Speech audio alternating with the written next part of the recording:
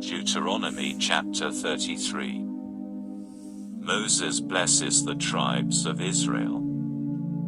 This is the blessing that Moshe, the man of God, spoke over the people of Israel before his death.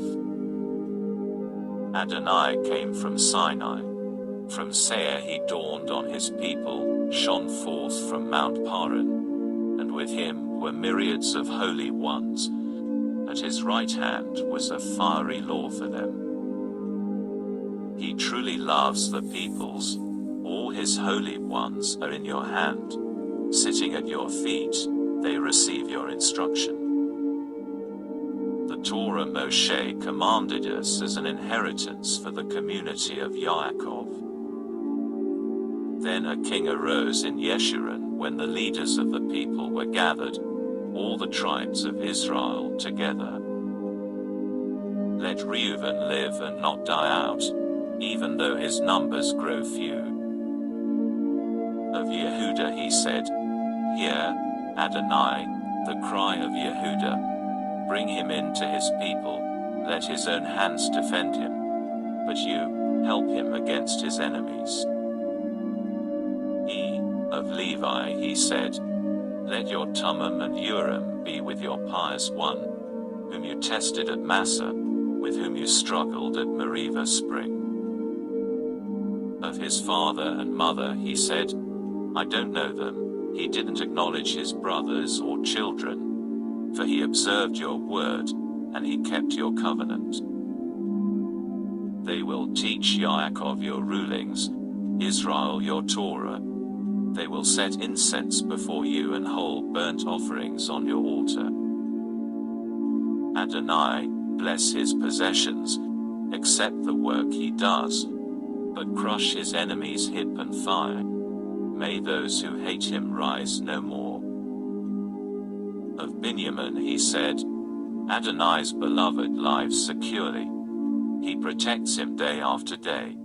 He lives between his shoulders. Of Yosef he said, May Adonai bless his land with the best from the sky, for the dew, and for what comes from the deep beneath. With the best of what the sun makes grow, with the best of what comes up each month. With the best from the mountains of old, with the best from the eternal hills. With the best from the earth and all that fills it, and the favor of him who lived in the burning bush. May blessing come on the head of Yosef, on the brow of the prince among his brothers. His firstborn bull, glory is his. His horns are those of a wild ox. With them he will gore the peoples, all of them, to the ends of the earth. These are the myriads of Ephraim. These are the thousands of Manasseh. Of Zebulun he said, Rejoice, Zebulun, as you go forth, and you, Issachar, in your tents. They will summon peoples to the mountain and there offer righteous sacrifices, for they will draw from the abundance of the seas and from the hidden treasures of the sand. Of Gad he said, Blessed is he who makes Gad so large. He lies there like a lion, tearing arm and scalp. He chose the best for himself when the princely portion was assigned. When the leaders of the people came, he carried out Adonai's justice and his rulings concerning Israel.